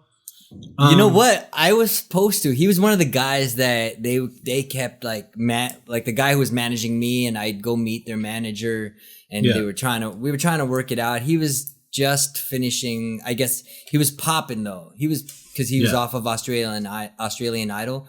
So like they were just like, yeah, he can do something maybe. We'll try. We'll see what time. So, but they just never let me, I guess. Damn. That sucks. But I like Guy. Guy's really dope, man. Yeah, he was like a huge thing when I first went there. Like he was, the talk of the town. Yeah. So I don't know if you were working with him or not. But that's cool though. I wish Jed, you got a question? Jed, you have anything? It was Ronnie. Oh, Ronnie, you got a question? I'm good. Is Ronnie? I had a question. If let's say like you were starting out. I don't know how old you were. You didn't mention how old you were when you were like, handing out CDs in front of the record label and stuff. If that was you today and, you had the knowledge about, the internet and the tools of, using the internet as a tool to market, your music and your skills, what advice or what would you do today if you were at that point in your life? I would definitely not be standing outside of the record label. Shit's not gonna work. I'd be feverishly putting out records, like creating and not just throwing shit out there. I'd be trying to curate a brand for myself. Curate who I am, like whatever it is, something that's true to yourself. Some people try to be very cryptic and like cool. It doesn't work for everybody, work for the weekend, figure out your kind of shtick and then go for it, be unapologetic about who you are and continue to put out music. Like don't hoard stuff in your laptop. Cause I think right now the game is content and, getting that catalog up there so that once you pop, people can kind of look back and see the journey, see where you came. Because even now, like when people look back on like a Wiz Khalifa or a Kendrick Lamar, you're always like, oh, remember. And even for myself, like a lot of people will hit me up like, yo, man, I remember hearing this record from you when I was in high school, bro. I'm so happy that you're still doing music. It's not a sprint, it's a marathon. So you got to think of it that way when you're releasing music, because your first record, you're probably going to get like 200 streams and it's going to be all you running that Spotify thing. But you got to keep pushing. There's so many tools now, like to get yourself out there. You can pay for ads so there's more eyes on you, so that the people that'll gravitate to you will stick with you because you're continually putting out music in that brand in the way you want to do it. So I think that's what I would be doing, especially if I was young, you know? Yeah. Like if I was 18, 19, like I'd be fucking just going ham. Mm-hmm. Yeah. And that's, you know, that's the advantage of having this now. And then, you know, there's all these different distributors now. You can sign up, like I'm with United Masters. I've been with them from the beginning, but you know, you can sign up for $5.99 and you get unlimited releases. You can release your music unlimitedly. They take 10% of your royalty. You get 90%. Yeah, a lot of people are with United right now. Yeah, that's better than any record. Yeah, better than any record deal you can get. Wow. Anywhere. Do they take comics? No, it's all music. No, you can do whatever you want, bro. Wow, you want to sign up for that United shit. Masters and put out your comedy album? Yes. It's like CD Baby or you know, TuneCore. It's just like some of these distributors, they're better at certain things. Like United hasn't been great with us in terms of like product placement and things like that because they're more hip hop centric and they're more hip hop based. But we've been with them for a while. We have a great relationship with them, and you know, a lot of the promotion stuff we do on our own internally. So, you know, man, I got to look into that, man. That's you know, talking to you too. It's very similar to our industry, comedy. Oh yeah, I was just about to say. Oh yeah, you know, for acting, sure. You know, Do that whole thing of you know, out in front waiting for Diddy. Like, dude, I slept in a car for 2 days. That's true. To meet a booker, like just to meet a booker, Dude. like because I knew he was gonna be there. I finished shows on Sunday. I knew he was gonna be there on a Tuesday, and I was like, I've been trying to get into this one club, and I just did it. You know. Hey man, Tiffany Haddish walked into the audition room without an agent because her agent didn't get a spot for her audition, and she killed the audition. She goes, she did it herself. Sometimes you got to take it in your own hands because a lot of these industry people care about the people that they already making money. You know. Right. Yeah. No, and like, you know, as you get further along in your career, this is the one thing that I noticed for myself. The ego is a crazy thing because, you know, even at this point in my life, I'm still kind of hustling to get to places and, you know, get to artists or find myself opportunities, you know, but you know, there's a part of me that's like, do I got to do that still? Because, you know, I've done all this. And I'm constantly trying to check myself and to make sure that, yo, man, like, it doesn't matter because there's so many other great songwriters that haven't been discovered yet and producers that are going to do the things that you need, that it takes to get there. You know, there's a younger version of me out there that's doing, you know, the equivalent of standing outside of a record label right now. And he's going to get the shot if I don't hustle the same way. So it's kind of a mindset you got to keep forever. It's only for the people that love it. It's only for the people that love it, man. It definitely You can't is. do that shit if you question. don't love it. Go ahead. Quick question, August. Were you kind of inspired to stand outside the record label by Neo? Kind of like how Neo kind of did his. No, because Neo didn't exist yet at the time. Oh, okay. All right. Yeah, Neo. I thought it was What still like label was it? It was Universal. Oh, Universal. Okay. Oh, okay. But Neo is how I kind of this wasn't even my plan at the time because I always my whole thing was I didn't want to write songs for other people. I wanted to be an artist. You know, Ron knows. I mean, you've seen like this is what I've always That's wanted all you to did. do. Yeah. Neo became the blueprint for me because they were like, yo, you know what you do? You just do the Neo thing, you know, you bust out a couple of hits for other people and then, you know, then you can take your step into the spotlight. And it almost worked out that way because, you know, as soon as I wrote these songs for Bieber and One Direction, I had the opportunity to get, you know, I had my record deal. And to be honest, it just didn't pan out for me. And I think it didn't pan out for me because I wasn't really following my true self, you know. I was and I take accountability for it, but I was young and I was very impressionable and I wasn't listening to myself when people were telling me what to do. I was kind of just like, oh yeah, okay, that's it. You know, I was being more of a yes man than, you know, just following what I felt like I should be doing. And I think that, you know, it's the past and it's where it got me and I wouldn't change a thing, but I think that's what happened. So, you know, it is what it is. Yeah, he definitely hustled like you. I mean, because Neo, I heard like Neo slept in a van and parked out in front of Capitol Record Building and he was singing every day on the sidewalk with Jesus. a bullhorn until they, like in front of the lobby, until finally someone said, "Okay, just come in. Let's just stop making noise outside." Did you ever hear that story? I did not, but Dude, yeah, hey, it's man, crazy how he got it his start. worked. Yeah, Definitely look at him. worked. Yeah, Man. One more question. So, what are your thoughts on the new and upcomer Filipinos like Philharmonics, Legacy, Jules Aurora, AJ Raphael? You think they're hot? They or- look great. I mean, I think yeah, they're from I Vancouver. think I think they're all dope. I know. I mean, I've met Jules before. You know, in and around LA, a couple of gigs. I've met AJ because one of our artists, Andrew Garcia, is really good friends with AJ. So I feel like I've met him once or twice in like, you know, just like in the scene out there. Yeah, I think it's great. I think there's an amazing community of like musicians in that world that are starting to kind of get to see the light of day. Like a lot of these guys, they've been like AJ's been hustling for a long time, like on the YouTube game as well. I remember. Yeah, because I saw Legacy. They opened up for Bieber, and Legacy was on America's Got Talent. Yeah.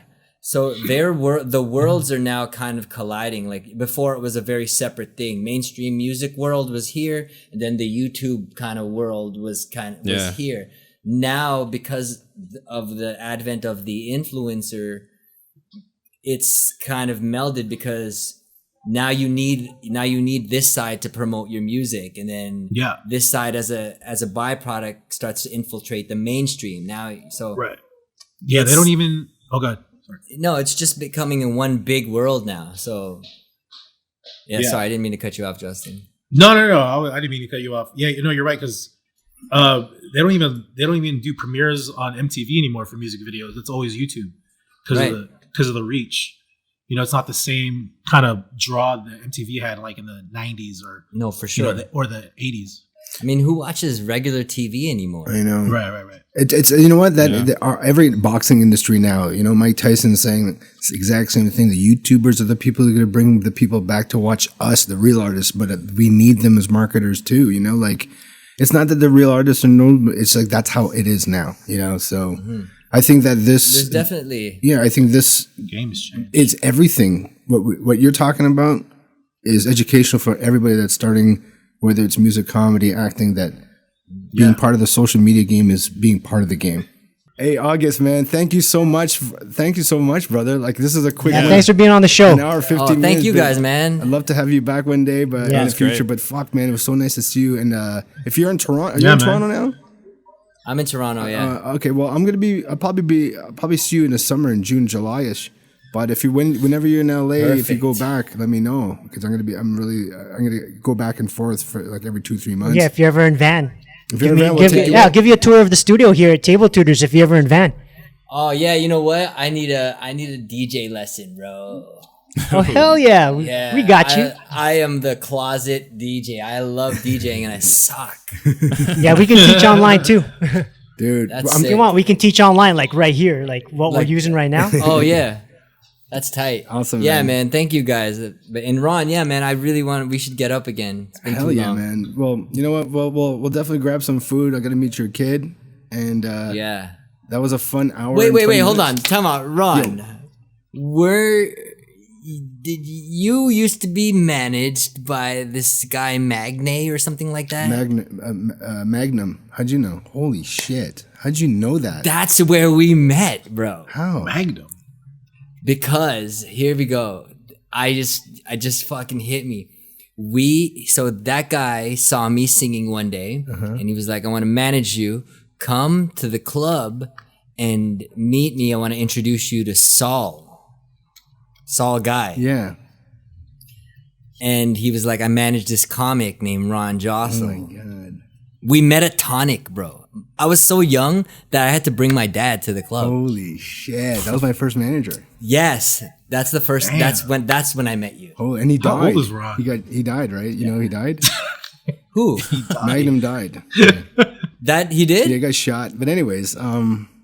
Who got shot? That got dark pretty fast. Not a Magnum. Say what? Magnum. Pistol whipped. He got pistol whipped by a Magnum gun. No, he died. He was a hardcore gangster, Brent. Like he became a hardcore gangster. I didn't even know. Yeah, I remember my dad came with me because he was like, I don't know who these people are. I got to come. No, with they're you. bad And news. yeah, he was gonna manage. He was gonna manage me, and he was managing you, and that we met there. We were in a booth together. Was I there with you? At Tonic. Yeah. Holy fuck! I definitely remember going to Tonic because he called that his office, the dance club. Yeah. Yeah, it was like 1998, 1999. Oh my god, that is insane. That memory of Magnum was scary I as just shit. remembered. I was like, I know it was before like the Filipino like before it was before the video. It was then. Unbelievable, dude. This guy was crazy. We go even further back than you thought. Yeah. I remember What year was like 98, 98? 97, 98 Wow. maybe. He was my Maybe first I was still in high school. dude. Yeah, me 2 too. years old. Unreal. Yeah, he got shot. I was in junior high. He's dead. Yeah. He's dead now. That's crazy. Yeah. He got shot. Wow. Yeah. I gotta tell my dad that. Yeah. I literally thought you were joking. No, He got shot. I have pictures of his death. Yeah. Wow, what if? Yeah, man. This is actually a great ending to Crazy. this whole fucking thing because And he died. I feel so You guys open right now. Like I'm like, wow, that's You're my like, real life. what? How did you What? know? When was he shot, Ron? When he was Like shot 2002, a drive by. Like so, Dang. he was. Holy shit. That wasn't that far after then. I just got a call and he was like, "Yo, your manager's dead." I go, "Who's this?" His brother. Later, and it was it. And I'm like, okay. My next question was, so how did you end up leaving the management? I literally left. He left the earth. Man, it's so bad. We're his laughing. death was the reason Why why are I we went laughing? to LA. His death was the reason why I went to LA. No, 100%. I needed to get work. I wasn't working out there. Yeah. Holy fuck, Crazy. Magnum, man. Thanks for whatever you did, man.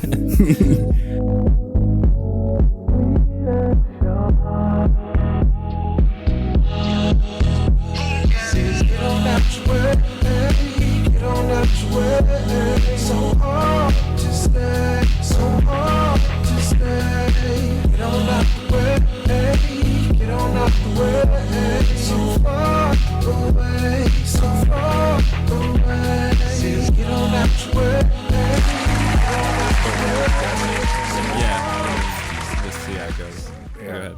Justin used his magic, and I appeared in this area while I was DJing, and I'm going to go back into the studio at the end. Justin, what's this black magic you're using?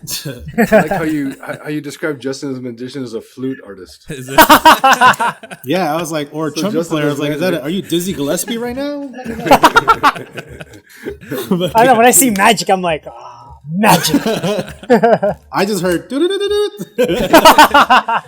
That's what if this was muted, it would have just been in my head a trumpet. It's trumpet notes. Our guest was fun though, man. It was fun seeing that dude. And you know what? I like the perspective he has as a singer, songwriter, and artist. Yeah, no, It's music always like known so about awesome. comedians. Yeah, it's just like comedy. It's like when we had what's his name, the boxer. Yeah. Mark. What's his name again? Oh God, Mark. Mark. Yeah, it's the Sunday same Guagan.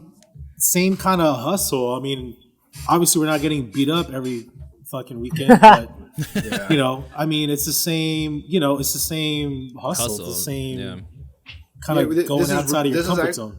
Yeah, because it's actually making me and us realize that we're all in the same boat in this thing, man. Yeah, It's not really that much different in terms of how you promote, how you market, how you brand. It's the art's different, but the grind's the fucking same. Yeah, it's I the think same it's shit. same. I mean, Even with DJing too. I mean, him handing out his demo CD, like passing out shit. It was just like, you know, Dude, like that's passing what out Jokoy cards does and too, flyers. right? Yeah, After what the Joe show. was doing back in the day. You do it Passing every out his night. cards. Justin I sets still up do. an actual fucking store after you leave. Like honestly, I'm surprised he doesn't like make like, you know, when you leave, you should have like 2 fences of all your shit.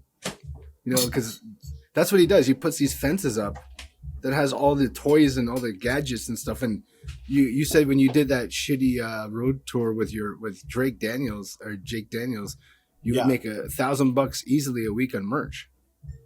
Easily. I Or at remember least one night I sold like 1,000 in shirts, just one show. Wow. It was like it's too easy. The merch game, the merch game. Not a lot of people take advantage of it, but it's like you're leaving money on the table. You might as well just do it. You know, it's too easy not to. Sorry, no, go ahead. Sorry, go ahead. I know. I always treated it kind of like when you go to Disneyland and after the ride you end up in the gift shop because they're trying to sell you shit on your way out. That's how I always treated it, like after the a comedy show. You had so much fun, you want to keep a memory of this experience of the ride. So then you buy a lightsaber after the Star Wars thing, and then people want to take something with them. Like Joe would always say that people just don't want to see the show; they want to remember the show because you will forget about it. But if you have like some kind of little takeaway gift, memento, anything, and that's the thing for even the guests now. I'd like to give them like whether it's a Pinoy shirt or something, just so they can wear it around too, like just to have as a gift, or they can actually promote. Help me promote. Yeah, Jokoy, dude. Remember how he would give the whole staff at the club all his shirts, his merch to wear? Yeah, so the lineup at Chelsea lately, he would give them everybody gets a CD or DVD of his. Dude, it was insane because it's free marketing. And then the servers come by your table wearing a Jokoy shirt and they're like, oh, is that the Jokoy shirt? It's like, yeah, it's available. So it's like constant like advertising going to your table. They're all hungry to buy it. It's a walking billboard. Yeah. I was gonna say, Ron, Jed, do you want to explain why it sounds like you're next door to a karaoke club? Oh, you can hear that through the whole show? Yeah, I can hear it too. No, just now. Oh, that's through the whole show or just now? Yeah, we can hear it now. Like it's kind of. Oh, because I hear it less while doing the show. It was so loud in my head. Yeah, because can we still use it? Yeah, no, I just want people to know what's going on. So it's like, you know why? Because we're on top of a dance studio. We're on top of a dance studio. Is that the dancers? Yeah, that's why. That's why I moved rooms, and that's why Justin magically. Justin magically 8 to 12-inch so cock. Justin's fault. You tickled the 12-inch cock. Playing the skin flutes. This is the skin flute.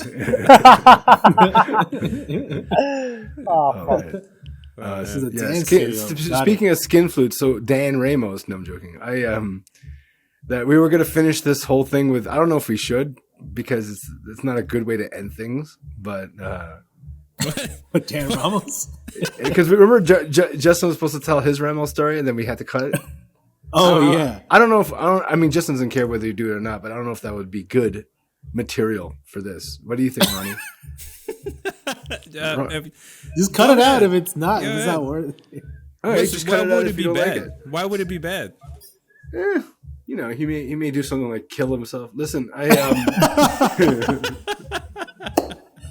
All right, now I have to tell this. Now I have to tell the story. All right, let me preface it, and then you take over. So the basically like a year ago, Dan Ramos was on IG Live, and he was outside on his on a roof, just talking. Put your mic closer. Dan Ramos was on his IG Live, and he was on his roof, and he was just look at the scenery. It's really nice. And for a joke, Justin says, "Don't jump," right? And we all laughed it off. Now he did it again a year later, and now go ahead, Justin, take over. I did it again a year later. I was like, "Hey, bro, life is precious. Call me."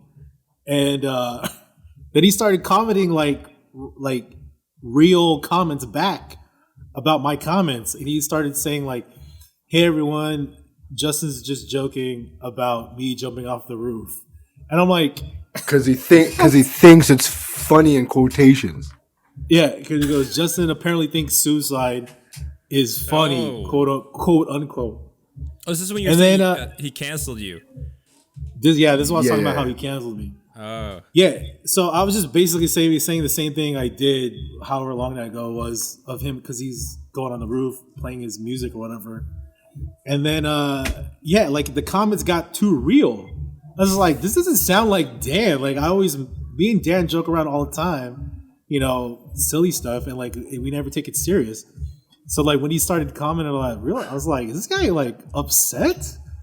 So then I noticed that he unfollowed me. And I was like, oh, no, but you called me to say, what should I, because you said, I want to apologize to him. I go, you should. Right. You know, I straight up said, yeah. Like, I don't talk to Dan, but I would apologize if I hurt somebody, because it's not about, it's the intent.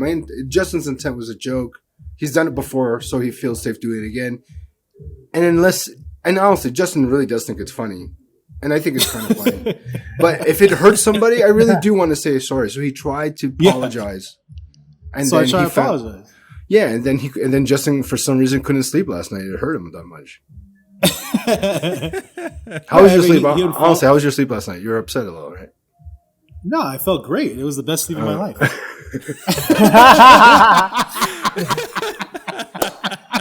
God, why are we still making fun of him even though it's terrible? No, we're not. You know, and to tell you the truth, I swear he could be going through some shit. And, yeah, that's what we thought. And we do. And honestly, that's the only reason why this shit is not funny. And Justin wanted to talk to him about that, but it was too late, and that's sad. But I think he went from 1 gear to 5 without Justin knowing, because it's hard to read anybody these days on text, you know. So yeah, the tone. You know, the tone, you don't know. Tone, you know? And Justin's tone is always just about joking, teasing. Like if you know Justin, he likes to tease. He's like, it's just how he is, you know, because his whole life has been teased. Look at him. So.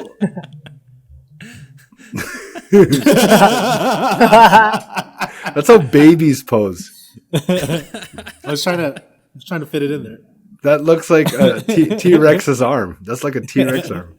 Which is in my act. Yeah. But I mean, you know, it wasn't out of ill will, but it still could be damaging. But it was too late for Justin to say anything because he was now ghosted.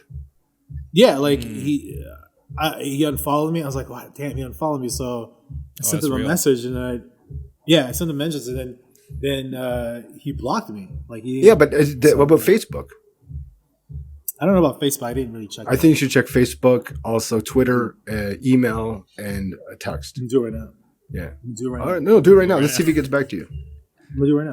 Do Twitter, text, and Facebook, and email, and say I'm sorry. Just to get it out there. No. I want to say sorry to you too, Dan, for Justin, but not for me cutting you off. Do it here. Promote the podcast. Fat shit. Yeah, still my friend on Facebook. No. The way you said it was just so dope. No. Justin. I don't even know him, but just the way you said it. No. He's really funny. Like, he's really funny and a real good-hearted person, but he has a lot of just weird demons, you know. Can we talk about how crazy he is? Can you tell your crazy stories about him? There's so many crazy shit fucking stories, dude. I don't even know. The ones we talked about earlier? Okay, which one was that? Where he was a barista? Oh, God. So, I mean, there's so many fucking stories. I think one.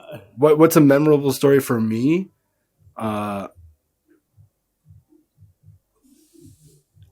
Okay, so Michael Q, our friend, who was a big promoter, and he's really our close friend in comedy and outside comedy. He's a Filipino comic that books what's the name of this show? Full Throttle? Yeah. Matt Comedy Madness. So it's across the US and a bit in Canada and some overseas. But he really 10 years hardcore. He fucking every weekend sold out, and he's at the Ice House on a Saturday night, and I lived with Dan at the time, and then so he goes, "Hey Ron, I'm on the show tonight with you." I'm like, "You're in the Ice House?" He's like, "Yeah, Michael Q booked me." I go, "Cool, man." So I'm headlining the show. There's 5 people before me doing 10 minutes, and then Michael hosts or loses hosting, our Latina friend. And he's drawing a picture of himself. He's a really good artist. So he's drawing a picture of himself that looks like a cartoon version of Dan. It actually looks like Jollibee, the person, the Jollibee with Dan's face. Yeah. And I go, "What are you doing that?" And he starts cutting it out. And now it's a picture that he actually tapes onto his phone.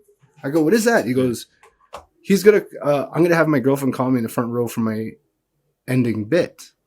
And so I'll show little Dan and we're going to have a conversation. I go, have you done this before? He's like, no, but it's going to kill.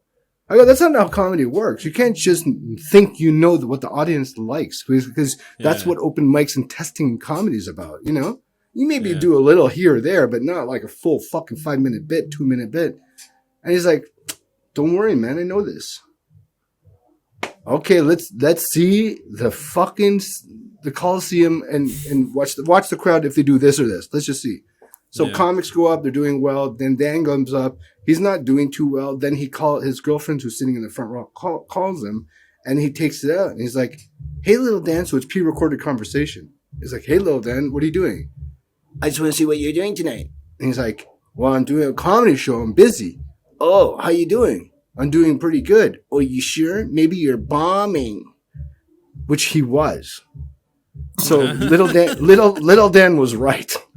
And some girl in the audience goes, "Yeah, he is bombing so bad." And then Dan's like this. He's like this. Like I'm not even exaggerating. He just starts going, It's like 200 people are like, "Oh my God, what's happening here?" And her girlfriend puts her head down. She gets up and just runs out. You just see this girl going, "Oh no!" And like everybody's seeing this. And then Dan jumps off and runs. And there's nobody on the stage. And then Luz comes back on stage and goes, "Thank you very much, everybody. Sometimes people use this stage because they can't afford therapy." Right? Kills. That's great. Yeah. And, I go up, fix the show. It's a little struggle a bit because there's so much fucking bad energy. And then after that, we're saying hi, goodbye, selling merch, signing, taking pictures. Dan's not even there. All the comics are lined up. Then when we leave, Dan comes out of the bathroom. He's like, "What's up, man?" Like nothing, right? And we're like, "Where were you?" "I was just talking." I'm like, "Cool." And after he goes, "Yeah, how was that?" I go, "Dude, that was terrible." He's like, "No." Yeah. You want to be honest? I have to be honest. I'm not going to lie anymore. I go, "Dude, that was terrible. You didn't even practice the joke." And he said this, "No, you know what? I don't think it was that bad."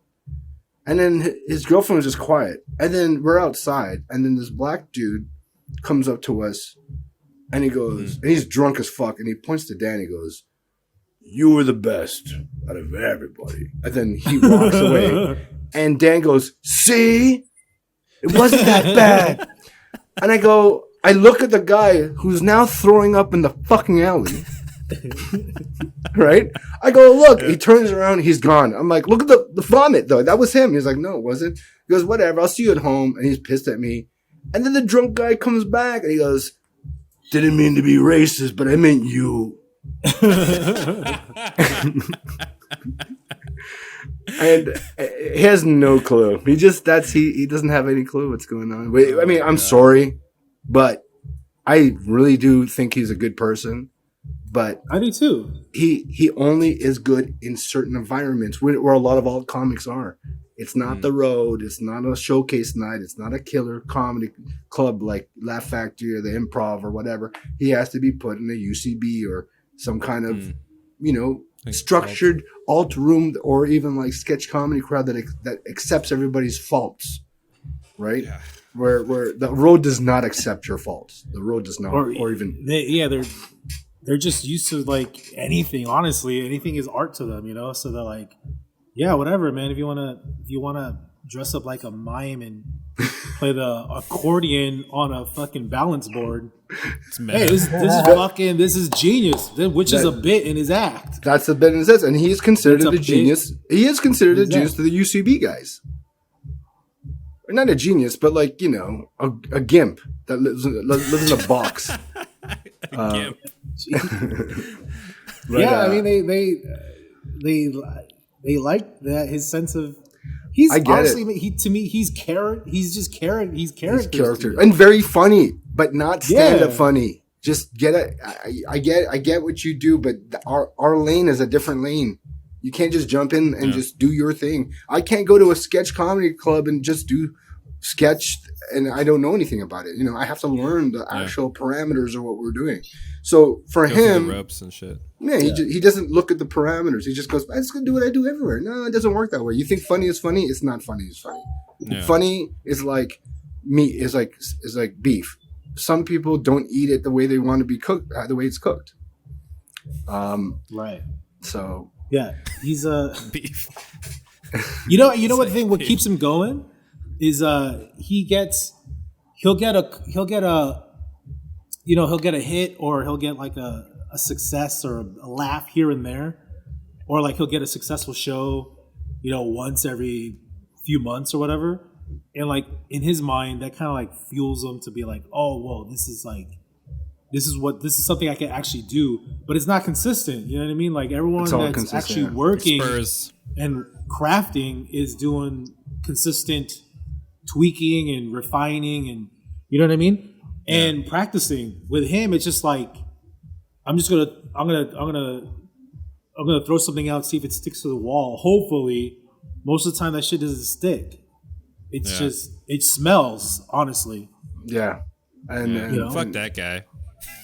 Yeah, that's how we're gonna end this podcast. Fuck you, Dan Ramos. Fuck that guy, dude. No. You know what? He's a good guy. He's just it's some people's heads like, you know what? You're funny, and I loved hanging out with him. But with the craziness that made him funny, there's also craziness that doesn't make him funny. So the crazy that makes people funny, there's another side to it that's not funny, but it's still crazy. Yeah. It's just like, you have to take the good with the bad when you deal with a guy like Dan.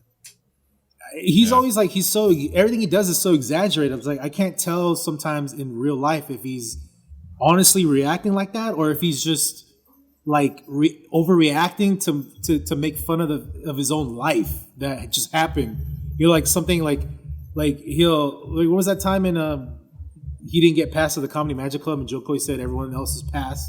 Yeah, so basically we all showed, like, I was already past 10 years ago, but Andrew Olarfo, Lopez, and Dan Ramos were showcasing for the bookers of Comedy Magic Club. So after end, Jokoy said, everybody come to the room.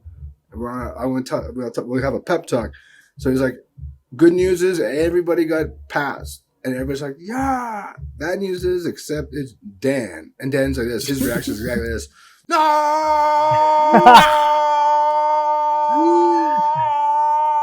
Like for 3 minutes. It's not even exaggerating. He's literally like that. He That's just so goes, weird. nah! Or he'll do this. He'll go like this. Nah! Like that, in that pitch and that motion, looking up at the sky. It's kind of like, what's that bit you do, Ron, where you talk about Chinese action kung fu movies where you taste the blood and the guy's it's like, that's Dan Ramos. Like or like one time we were driving in a sunset at like 2 in the morning, or like 12 or 11 in the at night, and we're driving. He's like, ah! I'm like, what? I pulled over. I'm like, what's wrong? He's like, no, I was just imagining. Imagine there was this giant gate that just closed us and we're stuck in LA. So crazy. I go, yeah, but it's not real. I goes, yeah, but what? Imagine. I go, get that. You shouldn't yell that out. That make me swerve and kill us. Like, you shouldn't just yell that. Just fucking tell me after we're driving. Or here's another one. We're driving to San Diego, do the show, come back. My tire blows. I'm swerving like this, and I almost hit the guardrail. I'm like, oh. And then I turn to the left, and he's videotaping going, I go, dude, you could have got killed too. What the? Is this a movie? Dude, like, it's funny when it's now, but while it's happening, you just want to slap the fucking bastard. And I have 4 videos of me seriously violating his penis. Easily. Yeah, Wait, just violation of Dan just Ramos. punching his dong. Penis. No, not violating. I just like. What were they called? The violation of Dan Ramos? Yeah. Where I basically give him wedgies and like flick his balls and shit. But because, you know what? It takes me a long time to get to that level, but he gets me to that level really quickly. I just chase him. I just keep chasing him. Yeah. He's like, dude, I remember I had him on my podcast like 3 years ago. We were in a studio, and it shares with another office they're writers or whatever. So we kind of have to like not be too loud, like, but the producer's like, okay, just don't yell or any scream or anything like too loud, right? And 30 seconds in, Dan is just literally going, yeah, like for no fucking reason, dude. I have a video of this somewhere, but he's just yelling for no reason. I'm like, you see me like trying to, yo, Dan, like you can't yell, bro. Like there's people like, and then like it's just, he's a fucking child, dude. Like you tell him not to do something and he'll do it 10 times harder. Is his like, yeah, like that's his like. He met his idol. He met his idol, which is who directed Pulp Fiction again? Quentin Tarantino. Oh, Quentin Tarantino. So he met Quentin he was with my friend Mark, and they saw him in a coffee shop in LA, and he came out and he goes, "Oh my God, you're Quentin Tarantino!" It was like, yeah, and he fell on the ground and started rolling around screaming. And my friend Mark was like, dude, stop it, get up. And Quentin left and he chased him and he goes, "You want a script?" And the guy was like, "Get away from me." Oh my God. Like, yeah, like he doesn't know how to react. He didn't get this one audition, and then he went to the audition. They basically didn't. Okay, when they tell you don't got the spot, they sometimes don't tell you, but you wait for your agent to tell you didn't get it, or they just don't tell you. He went to the first day of shooting, and he fucking went to the front and got pissed at them for not fucking hiring him, and he flipped the fucking table. Holy shit! Ron, hold your mic up. Hold your mic closer. Yeah, he flipped the table. It's too loud in there, right, Jed? I think we better wrap this up. Okay, let's wrap this up. But we'll find the best place to end this. But next week we got Atsuko, who's gonna be on Wednesday the 10th. Sounds there good. What the fuck? Dude. Yeah, it's Inception right now. What the fuck's totally happening? Inception. Now I'm sitting where Ron was sitting. All right, so that's good. Man, you can totally tell that Ron farting in the studio. Oh man. Oh, dude, Ron Like, is the ooh, worst it's very farts, dude. aromatic in here when I walked in. Yeah, May's been smelling my farts all fucking the last 2 months. She actually walked into the bathroom after I took a dump, and I'm like, "Don't go in." She's like, "Well, I have to clean it." I'm just like, and she came out going, "Oh, oh." You know what? Dan made me shit my pants. Actually, we're in our elevator. This is what I'm going to end the story. We were in the elevator going, and when we stayed in the same condo, so we're going up the escalator or elevator, and he's making fun. He's joking. We did this thing about this girl. This is a true story. This girl I liked showed up in my jiu-jitsu class from high school. I'm like, oh my God, that's the girl I loved in high school. And she's like, all right, can I take a class? And the teacher's like, yeah. And the teacher's one of my close friends. He's like, and he knows too. He was like, Ron, yeah. Do you have an extra gi for her? Like a uniform? I'm like, yeah. So I got it, gave it to her. We rolled. And after an hour, she's like all sweaty. She's like, "Oh, let me wash it. I don't want you to wash it." And after I'm like, "No, then where do you live?" And she's like, "Well, I live like an hour away." I'm like, "Well, I let me just wash." She's like, "I don't want you to smell." I'm like, "Fine." So I tell Dan the story, and he's like, "So what did you do? Did you open the crotch part and go?" I'm like, "What the fuck's wrong with you?" Right? Even though I'm probably thinking that, right? I don't say it out loud. I'm not decent. I'm not saying I'm decent. I'm just saying I don't let those things out. And he's like, "Come on, man. I know you want to go." And he kept doing that, and I was already trying to holding my fucking clenching my ass cheeks because I was supposed to shit. And I'm like, "Stop!" He's like, "I want to smell your pussy," and shit just shot out of my ass. And I'm like, "You fucking asshole!" And he's like, "Yeah," and he left. What is the correlation there? How did that make you shit yourself? Because he was making me laugh so much by doing a noise, oh my God, like a pig smelling shit, and I was still trying to hold my shit in, and it just all over the place. So did you smell it? I'm frozen. I'm frozen. That's my answer. Right. Fair enough. All right, let's close as me freezing. You guys take care. See you next week. Yeah, before, hey, Justin, do your little magic trick to bring me back to the studio. Oh, man. Are we good? Yeah, we're good. And we out.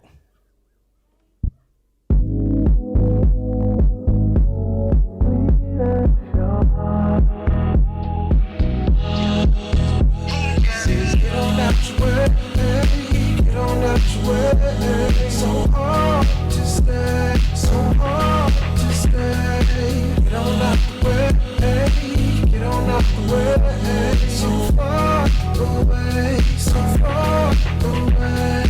Get on out your way, get on out your way. So hard to stay, so hard to stay. Get on out the way, get on out the way.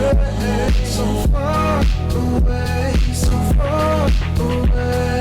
I've been living in my head, barely sleeping while in bed every weekend. It's a weekend, burning at my fans, and yeah. Lately I don't know no better. Clothes off, had cold, no credit. Tone deaf, I slowly go left. Holding my Godzilla close to my chest. Guard up higher than the home team.